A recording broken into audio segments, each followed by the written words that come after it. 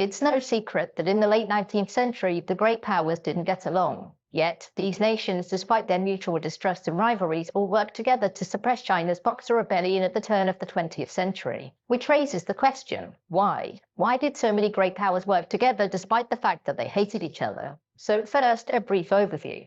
The Boxer Rebellion began in 1899 and came about as a result of the Qing government's weakness against foreign colonial powers. These powers had received major concessions from the Chinese, including economic domination in several provinces, ownership of important ports, freedom to proselytize throughout all of China, and Europeans were also exempt from Chinese law.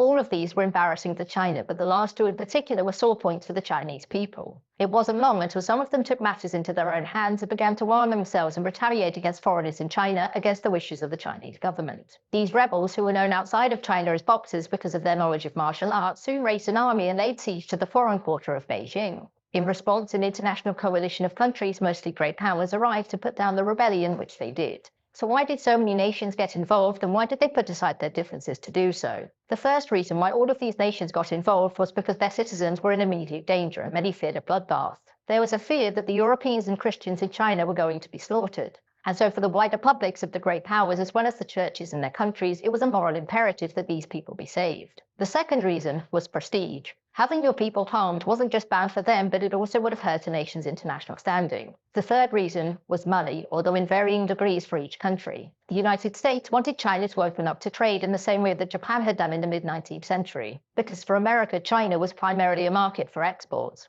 Britain, France, Russia, and Germany wanted to maintain their monopolies and privileges in the parts of China that they had influence over. Japan's involvement was also about making it clear that China was in their backyard and that they wished to be treated as a great power equal to the others. Whereas Austria-Hungary's and Italy's motives were much more about Chinese coaling stations. These two didn't have any colonies of their own in Asia, and so to keep that part of the world open to them, they needed access to the neutral Chinese coaling facilities. These were open to any country's ships, and so unlike those controlled by another imperial power, there was no risk of them being closed off. Italy had another reason, and that was that it didn't have any of the same privileges in China that the other European powers had. They had tried to get them earlier, but the Qing rulers told them no, and so if Italy was to be seen as an established power, it needed to obtain some. And so together they all fought to defeat the Boxer Rebellion. And you would hope that working together would create a sense of brotherhood between the nations involved to decrease tensions. But that's not how early 20th century great power politics worked, and just over a decade later, it was time for the First World War.